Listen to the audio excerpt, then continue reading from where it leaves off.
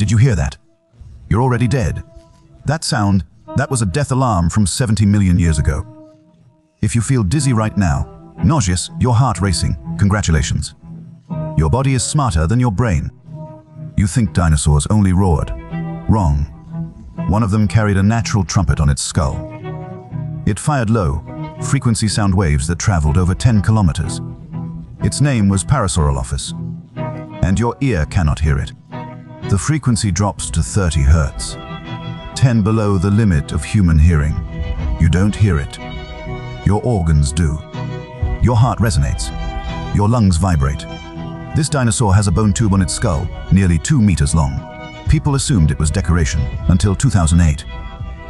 A CT scan found a structure shaped exactly like a concert hall resonance chamber. When researchers played back the simulated sound, every machine in the lab triggered an alarm. This was not sound. It was a weapon.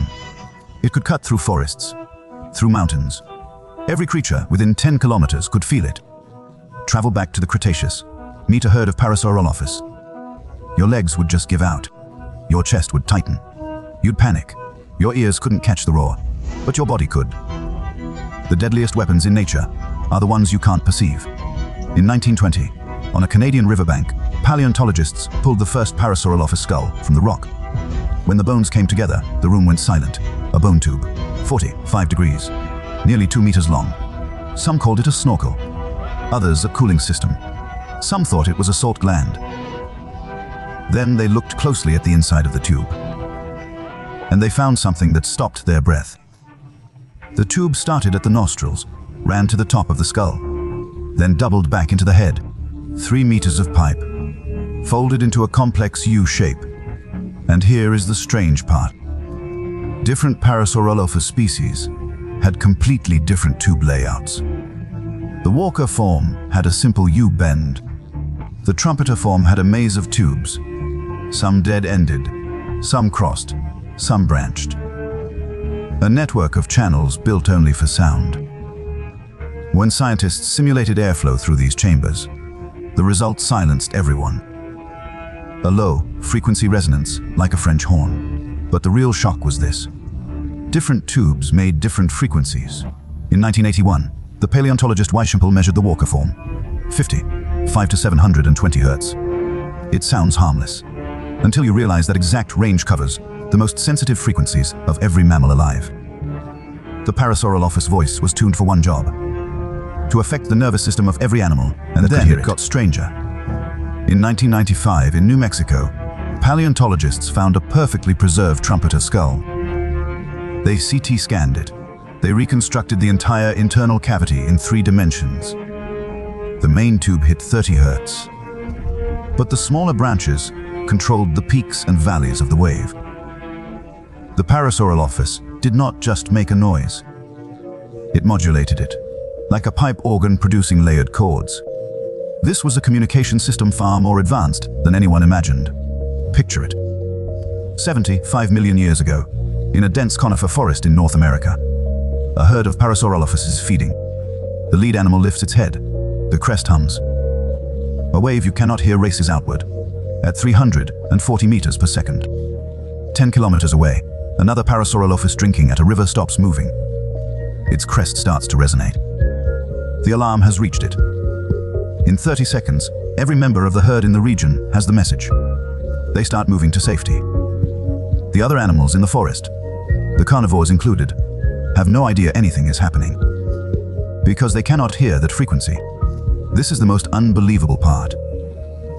The Parasaurolophus had a private communication channel. Other species, by physics alone, could not eavesdrop. More secure than any military encryption today.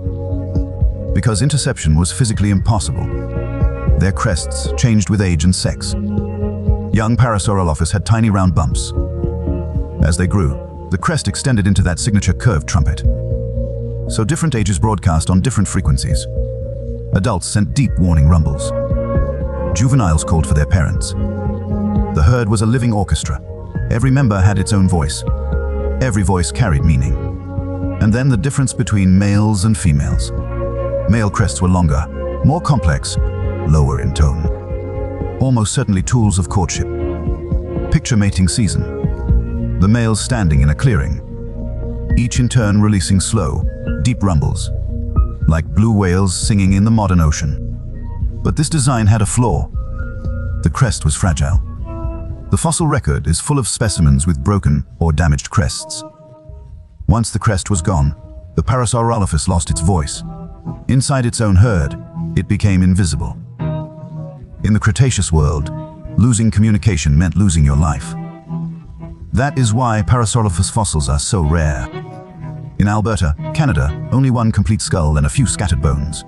New Mexico and Utah did slightly better, but only 3 possible specimens. Compared to other duck-billed dinosaurs, this one is a ghost. Its survival depended too much on that fragile bone. The moment it cracked, it was abandoned. And the ones who kept their crests intact, kept living. Now we finally understand. That crest was never decoration, never a snorkel, never a cooling system. It was a biological radio, a sonar from 70 million years ago. The most advanced communication device in the dinosaur world. And it tells us a brutal truth. In nature, the worst weapons are always the ones you cannot detect. By the time you feel the danger, it is usually too late. So the next time a strange sound makes your skin prickle, don't doubt your instinct. Your body knows fear better than your mind ever will. 70 million years have passed. The Parasaurolophus is gone. But the infrasound system it left behind still fascinates scientists. Because in the modern world, only a few animals can do this. Elephants, blue whales, some large cats, and humans, the self-proclaimed kings of the planet. We built skyscrapers, invented the internet, walked on the moon. But in the world of infrasound, we are still children. That is the final irony. With one bone tube, it ran a real-time network 10 kilometers wide. We need satellites.